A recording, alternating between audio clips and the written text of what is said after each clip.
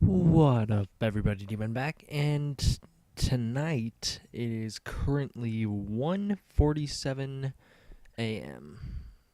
So I guess I could say today, but don't want to get technical about it. But anyways, right now we are going to be doing a breakdown of the newest episode of The Walking Dead titled Last Day on Earth. This was Season 6, Episode 16, the season finale. There's a lot to get into, so let's start it now.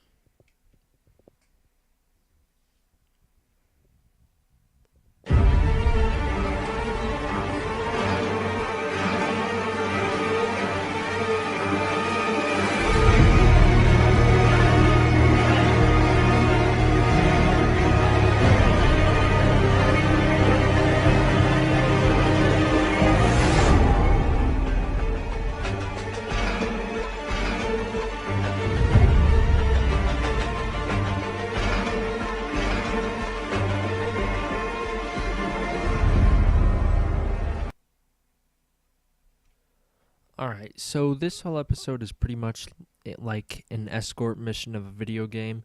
It is trying to get a certain character from point A to point B, and the specifics of that for this episode are trying to get Maggie from Alexandria to the hilltop.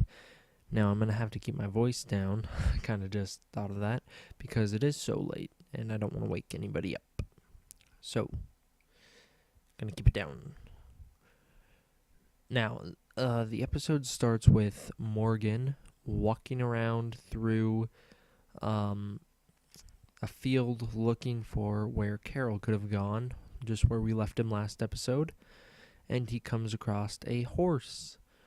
Now, he quotes to this horse something he had read on a sign earlier, which is, "You are alive," before he gets on that horse and rides off into the sunset. Back at Alexandria, Carl and Enid are loading up guns, and Carl does not want Enid to go with them on the mission to the hilltop.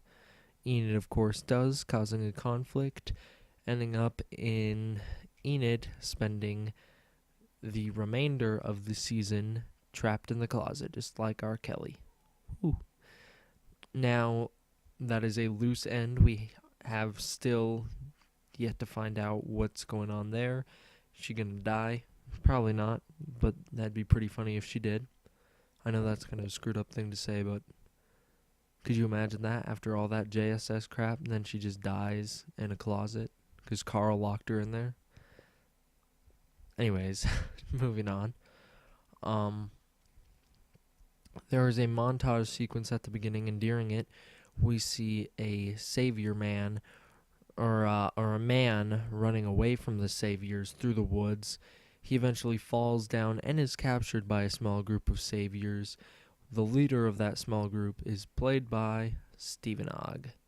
And he says this quote on screen. If you want to read that, I'll give you a minute. The importance of this quote will come into play later, so we'll get back to it. Now, the Alexandria crew is just getting geared up and ready to hit the road. Aaron and Rick have a little conversation, which has a nice throwback to the episode when Rick met Aaron, because Aaron says he's going to have to punch him in the face again and tie him up with zip ties in order for Aaron not to go with. That could possibly be a foreshadowing red flag for Aaron's death. Now, during all this, Morgan rides around through a town with the horse that he found. This is from the promo picture we saw back at the before No Way Out happened, and now we're coming back to it, and now we finally get to see this play out on screen. Now, Morgan finds an old library, and actually outside that library on the front porch is Carol, and she has been stabbed. Yeah. When she shot that savior at the midpoint of last episode, We heard him scream and run towards her, and I guess he nicked her in the side or something. She is, of course, okay. She will survive from that. And Morgan kind of heals her up and then tries to convince her to go back to Alexandria. Meanwhile, the RV is stopped, and Rick and crew get out, and they see the Saviors standing there on the road. This is a callback to, or a possible callback to, a sequence we got earlier this half season when Daryl, Abraham, and Sasha were all stopped by a gang of Saviors. Now Rick gets out and tries to make a deal with the Saviors, and Rick's deal that he wants to make is a comic book reference to when Rick decides that he wants half of the Saviors' stuff, and in return he will give them protection from the Walkers just like they offered to the Hilltop, because he thinks that he is in much more of a position of power than them. As we see play out through this episode, he is wrong. Now, the Savior doesn't take the deal, and they spray paint an X on this man's chest, and we will be seeing this man again through the episode. This Savior is, of course, played by Stephen Ogg, as I've said earlier, and if you don't know already, this is another fun fact, that Stephen Ogg is actually the voice and character model of Trevor Phillips from the Grand Theft Auto 5 video game. You want to make today your last day on Earth? No, but that is a good thing to bring up. Think about it. What if it's the last day on Earth for you? For someone you love? What if that's true? Maybe you should be extra nice to those people in that RV, because you never know. Just like that. Be kind to each other. Like you said. Like it was your last day on Earth.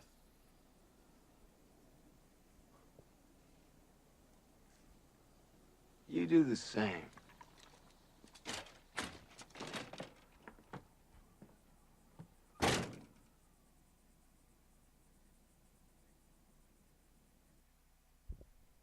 Now, this whole talk of Last Day on Earth is a clear reference to the title of the episode, something that we've been seeing quite a bit throughout the newest season of Walking Dead, where they always say the episode title in the episode, which they also used to do back in the Season 1 episodes.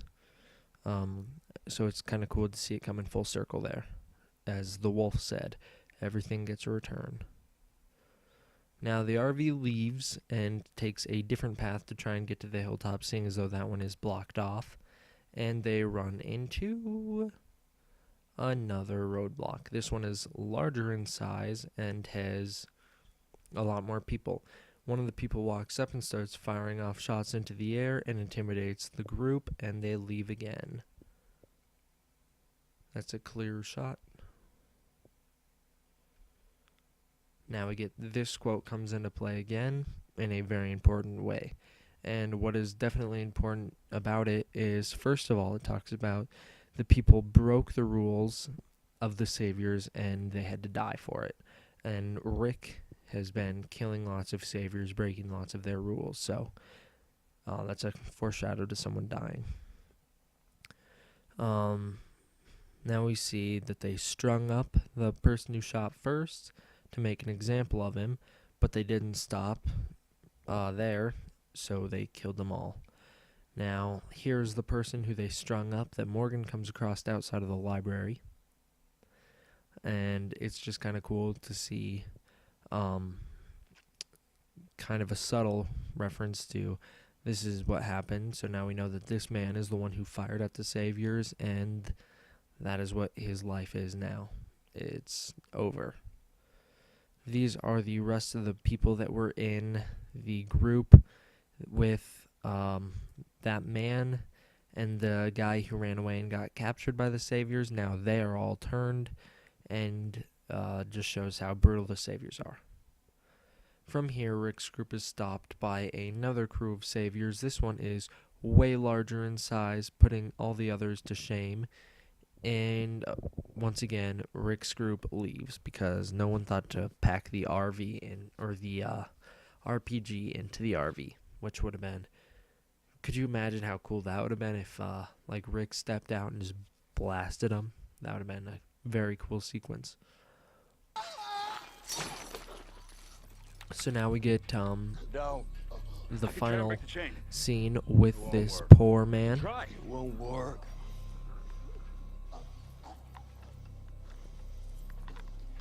We need the bullets.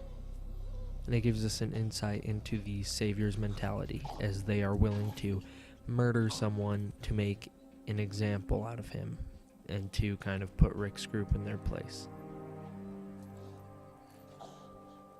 And there's the X that was spray painted on his chest.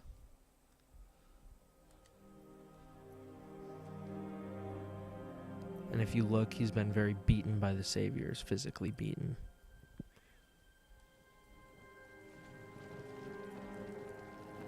Now fire starts behind Rick. This is kind of, could be a reference to, there's been a lot of fires recently this season. Or maybe one of theirs. Better go. It's gonna get hot. You go get where you're going. Go. Go.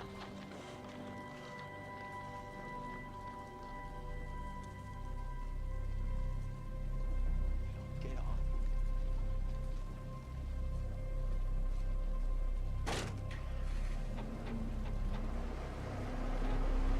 And we get some more references to the title Last Day on Earth here, with Stephen Ogg's character mentioning how Rick better be treating his people good.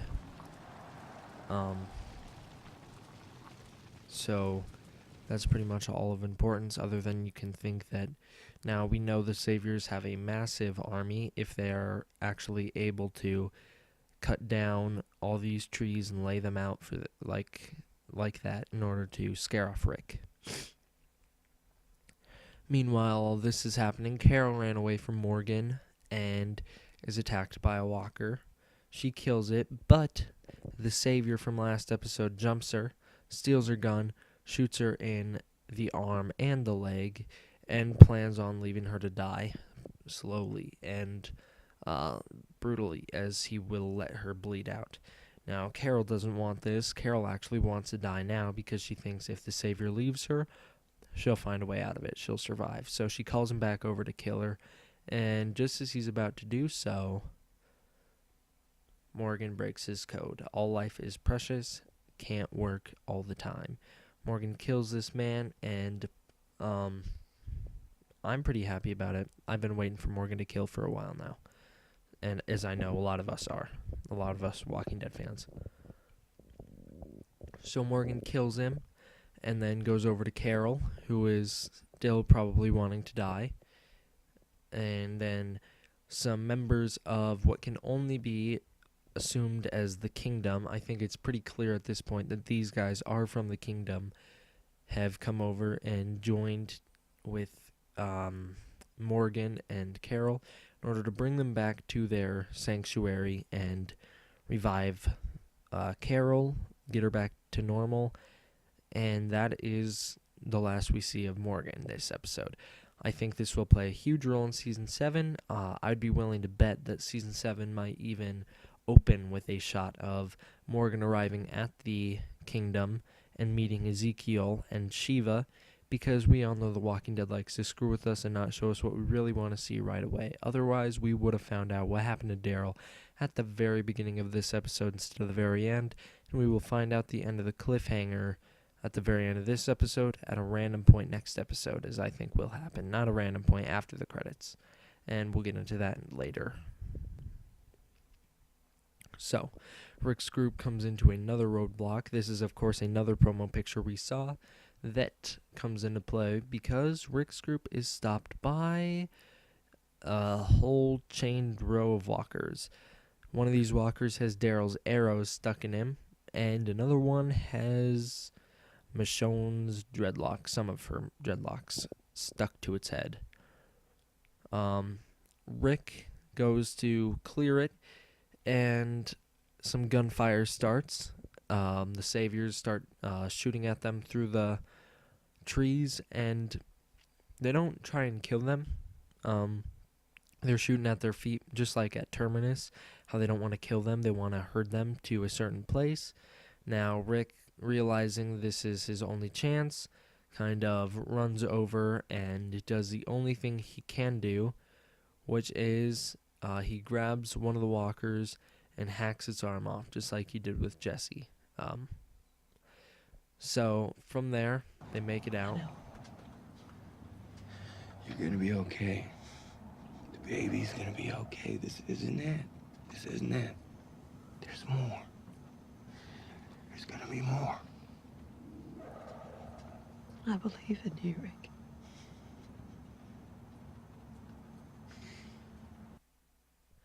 And Rick has a heartwarming conversation with Maggie that has a comic book line thrown in there, and a very iconic comic book line, which is Maggie saying, "I believe in Rick Grimes." Of course, it was kind of altered for the show, but it's still generally the same. Moving on. Now we get a heartwarming goodbye between Abraham and Eugene, where the two hug it out and foreshadowing both of their, or one of their deaths. We'll get into that in another video. Go! Go!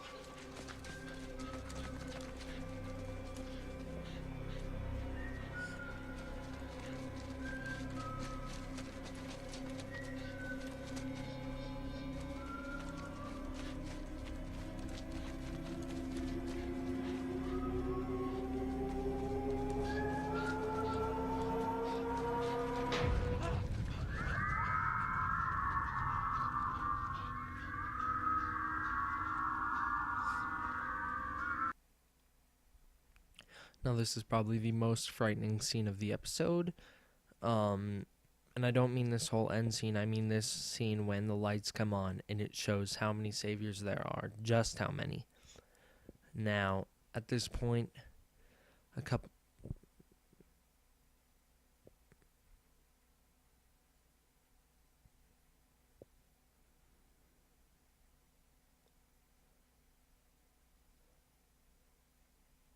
other surviving members of our group are brought out, and they are Daryl, Rosita, Michonne, and Glenn, and they are brought out and kind of lined up with the rest of the group for Negan to finally show up and make an example of one of them. Not one of those four in particular, just one of them, and have everyone witness. So Negan steps out, and fun fact, just kind of out of nowhere, I found out that Negan is actually based off a real person. If you look at the appearance here, I believe the guy's name is Henry Rollins or something like that. I could be wrong. I'm not sure. I didn't write it down. But this is kind of the art inspiration for him and slightly the actual inspiration for him. So Negan comes out, and it's just like his comic book counterpart. He has a lot of comic book lines in this scene, and it is very apparent.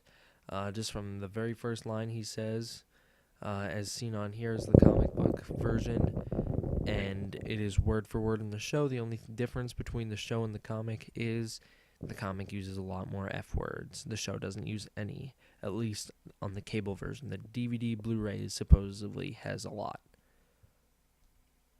So Negan comes out, and everyone's all lined up, and then he gives this big, huge speech, kind of putting Rick down a lot. Rick has a look of horror in his eyes that we have never seen, and it's just kind of sad to see Rick at the beginning of the episode so full of hope and just he just feels like he has everything under control, and now Negan shows up and kind of shows him just how wrong he is. So from here, Negan, he gives this big speech about how all of the supplies back at Alexandria now belong to him, and in that speech, there's a line that echoes Rick from way back in Season 5. Not way back, but from back in Season 5. Rick tells Carl, "You are not safe," and now Negan tells Rick, "You are not safe." Now from here, a lot more of comic book iconic lines are seen in the episode, such as the little future serial killer, and he tells Carl to lighten up. Then Negan decides that he can't decide who to kill. He doesn't know who he wants to kill, so he lets fate do it for him with a brutal game of eeny, meeny, miny, moe. And it really does screw over the audience big time. Anybody moves, anybody says anything, cut the boy's other eye out and feed it to his father, and then we'll start. You can breathe, you can blink, you can cry.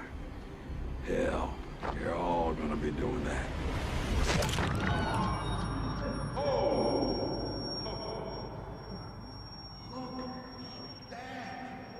Taking it like a champ.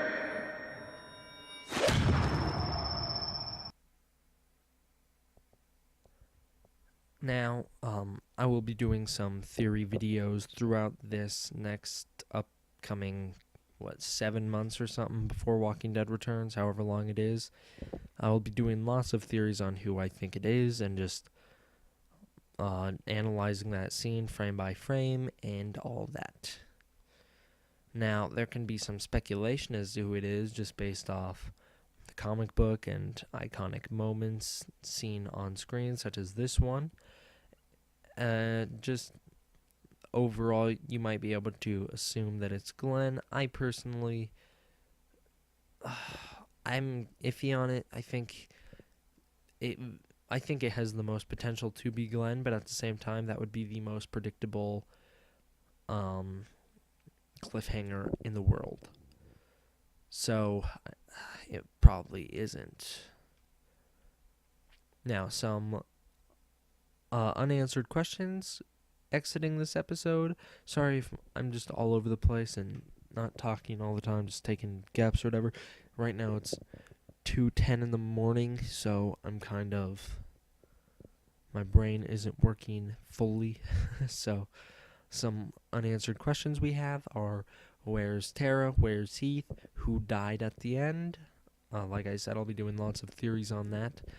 And also, what happened to Enid? So, now, overall, this is a good episode, although it really is just 90 minutes of driving. That's not a bad thing. It's still a very tension-filled episode, good episode. Introduction of Negan's great. Jeffrey Dean Morgan is awesome, as we all knew he would be. But the cliffhanger ending kind of takes away some points, along with the fact that it was just 90 minutes of driving. And if you really think about it, if you think back to the season finale for season 4, at the beginning, Rick is talking to Carl and Michonne about how to lead these bunnies into a trap and how you lead them along the way. Then at the end of that episode, there's like a 5-minute scene, or probably even like a 3-minute scene of the Terminus crew leading Rick, Carl, Michonne, and Daryl into the train car, because they do the same exact thing where they, just like Rick said, lead them right into their trap. And this episode is just 90 minutes of that end scene of Terminus, pretty much. Just 90 minutes of leading Rick into a trap. But like I said, it's really good. So overall, out of 10, I would have to give it a 9. it's not a perfect episode. If they had showed the death at the end, it probably would have been a 10, or at least a 9.5, probably a 10, but they didn't, so there's nothing I can do about it other than give it a 9. Overall, at this point, I would give the season out of 10, 10. Season 6 is a perfect season of The Walking Dead. There are probably only 2 down episodes this whole entire season, 2 out of 16 that dragged on and weren't all that necessary. The only ones that I could think of are, I can't even remember the name of it. It was the one right after the Morgan flashback where Rick ran the herd back to Alexandria, and that was the only cool thing that happened. And then probably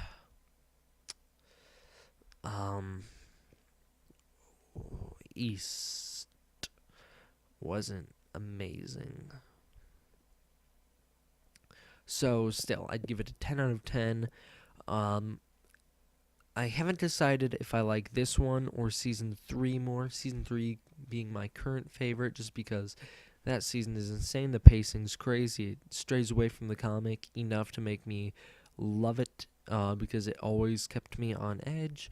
Not to mention the fact that David Morrissey's governor is awesome. And I really liked seeing Rick have his mental breakdown. I could do a Season 6 Verse 3 video in the future. In fact, I probably will, seeing as though all I have to talk about for these next couple months is Fear the Walking Dead and a couple Who Dies theories. So, it's 10 out of 10. Great season. Perfect season. I'm going to buy it on DVD and Blu-ray and whatever else. I'm going to buy it all. Probably not. Probably only going to buy it once. Now, I should end the video here, but I put a lot of time into these Walking Dead edits that I've been recently doing, so I figured why not promote it now. If you haven't seen, I just uploaded a brand new Walking Dead edit. Not just uploaded, but uploaded this week of The Last Day on Earth. I think it's good. I don't know how you guys like it. If you would, please go check that out. I did put a lot of time into it.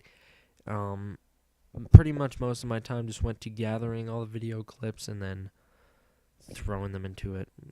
Took me less time than that. So, anyways, go check it out. I put a lot of effort into it. I would really appreciate it. And thank you for watching. I'm D-Man. D-Man out.